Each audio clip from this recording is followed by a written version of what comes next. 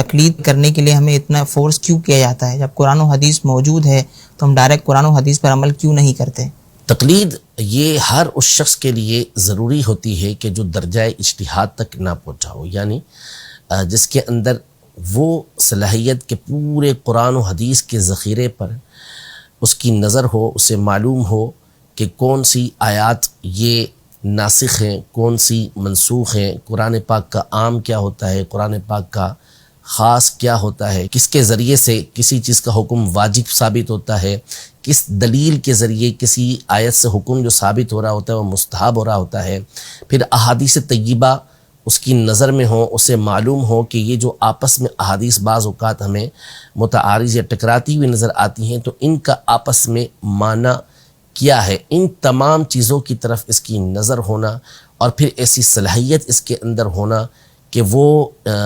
ان کے معنی کو جان بھی سکے، فیصلہ بھی کر سکے کہ کون سی راجح ہے، کون سی مرجوح ہے۔ یہ میں آپ کو الفاظ بول رہا ہوں، یہ الفاظ بھی بہت سو کے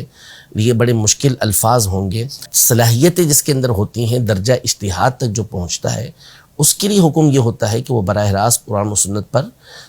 و سنت سے احکام کو نکالے گا اور اس پر عمل کرے گا۔ باقی اس کے علاوہ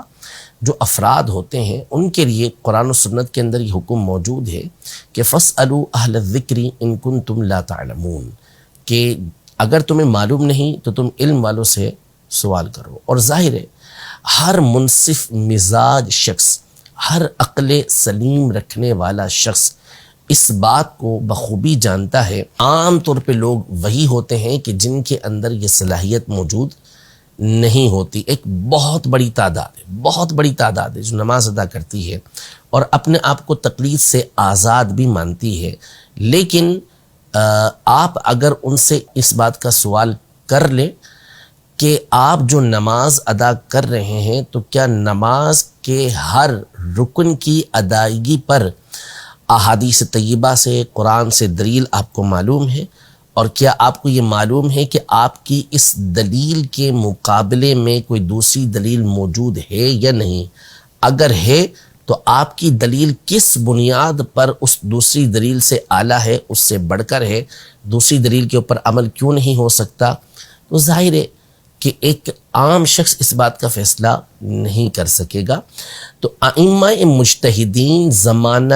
صحابہ کرام علیہم الرضوان سے یہ سلسلہ چلتا ہوا آ رہا ہے کہ جن علماء کے اندر، جن صحابہ کرام علیہم الرضوان کے اندر، جن تابعین کے اندر، جن تبع تابعین کے اندر یہ صلاحیتیں ہوتی تھیں کہ وہ قرآن و سنت کی روشنی میں احکام کو بیان کرتے،